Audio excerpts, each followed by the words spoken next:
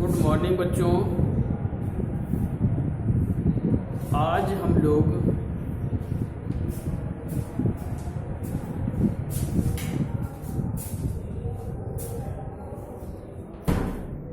भारतीय संस्कृति के में जहाँ तक पढ़ लिया था उसके आगे की व्याख्या करना सीखेंगे। आज का जो पैराग्राफ लिया गया है यह एक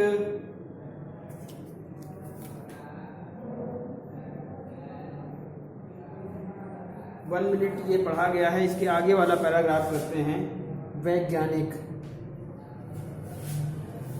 इसको आप लोग पढ़ चुके हैं। वैज्ञानिक और जस्ट इसके आगे वाला पैराग्राफ है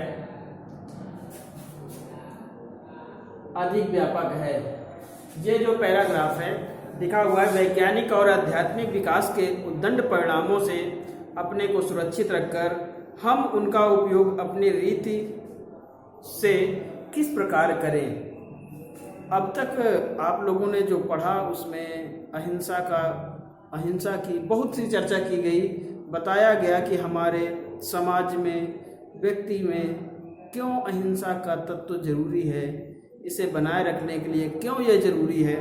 अब आगे देखेंगे हमारे जो समाज में वैज्ञानिक तरक्की हो रही है, नई नई चीज़ें बन करके आ रही हैं, इनका उपयोग हमें कैसे करना है। आज हमें यह पैराग्राफ इसके बारे में बताया जाएगा। तो संकेत हमने डाल दिया, संदर्भ पूर्वक रहेगा। सीधे व्याख्या पर चर्चा करते हैं। क्या है? वैज्ञानिक और औद्योगिक विकास के उद्दंड परिणामों से अपने को सुरक्षित रखकर हम उनका उपयोग अपनी रीति से किस प्रकार करें, इस बारे में 2 बातों का हमें बराबर ध्यान रखना है। लेखक ने कहा कि आज मनुष्य क्या कर रहा है? तरक्की कर रहा है। विज्ञान का युग है। तमाम प्रकार के साधन, हथियार बनाए जा रहे हैं। ऐसे ऐसे बम बनाए जा चुके हैं। ऐसी ऐसी तमाम प्रकार की तकनीकें विकसित की जा चुकी हैं जिससे इस दुनिया को क्षण मात्र में तहस नहस किया जा सकता है। तो लेखक यही बताना चाहता है कि वैज्ञानिक और औद्योगिक विकास का जो ये युग चल रहा है, जिसके परिणाम बड़े ही भयंकर होने वाले हैं, इस युग में कैसे इन चीज़ों का हम उपयोग करें ताकि हम और हमारा समाज ये बना रहे, अपने आप को हम सुरक्षित रख सकें। इसके लिए हमें 2 बातों का ध्यान रखना होगा। पहली बात तो यह है कि हर प्रकार की प्रकृतिजन्य और मानवकृत विपदाओं के पड़ने पर भी हम लोगों की सृजनात्मक शक्ति कम नहीं हुई। उन्होंने बताया कि भारतवर्ष के जो लोग हैं, इनमें जो सृजन करने की, निर्माण करने की क्षमता है वो बहुत ज़्यादा है। हमारे ऊपर अनेक प्रकार की प्राकृतिक आपदाएं आई। प्राकृतिक आपदाएं क्या होती हैं? बाढ़, सूखा, भूस्खलन, भूकंप, ये सब क्या है? प्राकृतिक आपदाएं हैं। तो हमारे ऊपर अनेक प्रकार की प्राकृतिक आपदाएं आई, लेकिन इतनी सारी प्राकृतिक आपदाएं पड़ने के बाद भी हम लोगों की जो निर्माण करने की शक्ति है वो कभी कम नहीं हुई है। हमारे देश में साम्राज्य बने और मिटे, विभिन्न संप्रदायों का उत्थान पतन हुआ, हम विदेशियों के आक्रांत से पददलित हुए, पर हम प्रकृति और मानवों ने अनेक बार मुसीबतों के पहाड़ ढा दिए, पर फिर भी हम लोग बने रहे, हमारी संस्कृति बनी रही और हमारा जीवन एवं सृजनात्मक शक्ति बनी रही। लेखक ये बताता है कि हमारे इस देश में अनेक साम्राज्य बने और मिट गए। जैसे देखा होगा आपने, मौर्य काल, गुप्त काल, मगध का उत्कर्ष, गुप्तोत्तर काल, अनेक जो हम ये कहें कि अनेक प्रकार के ये साम्राज्य इस भारत भूमि पर बने और बन करके मिट भी गए। हमारे ऊपर विदेशियों ने कई बार आक्रमण किया, हम उनसे हारे भी। इसके अलावा प्रकृति और मानवों ने भी हमारे ऊपर तमाम प्रकार की मुसीबतें ढा दी। फिर भी इन सब मुसीबतों को झेलकर हम जीवित रहे, हमने अपनी संस्कृति को जीवित रखा।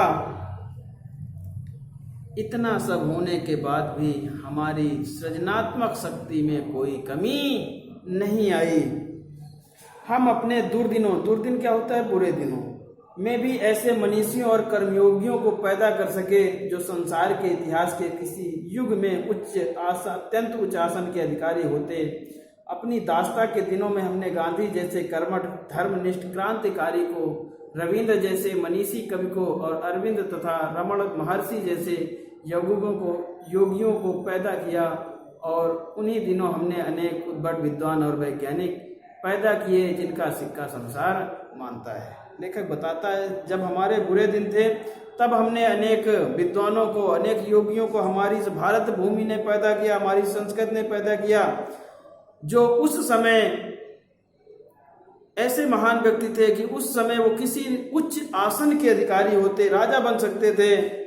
जब हम दास्ता के दिनों में थे, हम किसी के गुलाम थे, उस समय भी हमने गांधी जैसे कर्मठ क्रांतिकारी धर्मनिष्ठ व्यक्ति को पैदा किया, हमारी संस्कृति ने पैदा किया, हमारी इस पृथ्वी में पैदा हुए।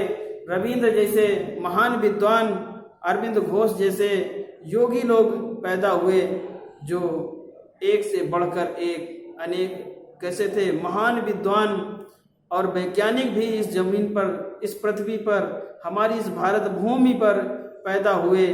और ऐसे हुए जिनके कारण, जिन्होंने ऐसा कार्य किया कि अपनी कार्य क्षमता के कारण संसार आज भी उनका सिक्का मानता है। इतना महान कार्य कर गए। जिन हालातों में पढ़कर संसार की प्रसिद्ध जातियां मिट गईं, उनमें हम न केवल जीवित ही रहे वरन अपने आध्यात्मिक और बौद्धिक गौरव को बनाए रख सके। लेखक कहता है कि ऐसे ऐसे हालात भी यहाँ देखने को मिले जिन हालातों में अनेक जातियाँ मिट गईं, उनका अस्तित्व ही समाप्त हो गया।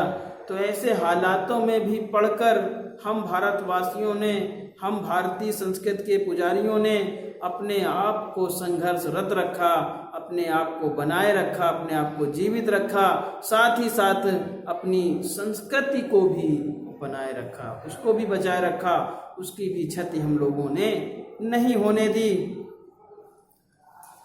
हमने अपने आध्यात्मिक और बौद्धिक गौरव को बचाए रखा। और हमारी जो सामूहिक चेतना है, इस सामूहिक चेतना में ऐसे नैतिक आधार, हमारी जो ये सामूहिक चेतना है, इस नैतिक आधार पर टिकी हुई है, जो पहाड़ों से भी मजबूत, समुद्रों से भी गहरी और आकाश से भी अधिक व्यापक है। ऐसी हमारी ये जो नैतिक चेतना है, हमारी जो सामूहिक चेतना, नैतिक नहीं, सामूहिक चेतना जो है, उस नैतिक आधार पर टिकी हुई है। जो ये नैतिक आधार समुद्र से भी गहरा है, आकाश से भी ऊंचा है और पहाड़ों से भी ज़्यादा मजबूत है। दूसरी बात जो इस संबंध में विचारनीय वह यह है कि संस्कृति अथवा सामूहिक चेतना ही हमारे देश का प्राण है। क्या बताया? एक बात तो ये थी कि उन्होंने बताया ऐसी बातें हो सकती हैं। दूसरी जब बात आई तो उन्होंने बताया कि हमारी संस्कृति, जो हमारी भारतीय संस्कृति है, तथा हमारी जो एक साथ रहने की सामूहिक चेतना है, जागृति है, वही हमारे देश का प्राण है। इसी के सहारे हम अपने देश को बचाए रखा है हमने, और हम अपनी संस्कृति को भी हमने बचा रखा है। इसी नैतिक चेतना के सूत्र ने हमारे नगर और ग्राम, हमारे प्रदेश और संप्रदाय, हमारे विभिन्न वर्ग और जातियां आपस में बंधी हुई। यही नैतिक चेतना है जिसके आधार पर हमने अपने आप को एक दूसरे से जोड़े रखा। हम ग्राम से जुड़े रहे, गांव नगरों से जुड़े रहे, और नगर हमारे सभी देशों से जुड़े रहे। यह एक नैतिक चेतना ही है जो हम सबको एक सूत्रता की डोर में बांधे हुए है। जहाँ उसमें और सब तरह की विभिन्नताएं हैं, वहाँ उसमें सब में यह एकता है। उन्होंने बताया कि सारी भिन्नताएं होने के बाद भी, खान पान, रहनो सहन, जाति पाति, धर्म आदि प्रकार की विभिन्नताएं होने के बावजूद भी यह एक भारतीय संस्कृत रूपी जो सूत्र है इसने हमें बिखरने नहीं दिया, हम सबको एक साथ बांध कर रखा। इसी बात को ठीक तरह से पहचान लेने से बापू ने जनसाधारण को बुद्धिजीवियों के नेतृत्व में क्रांति करने के लिए, तत्पर करने के लिए इसी नैतिक चेतना का सहारा लिया था।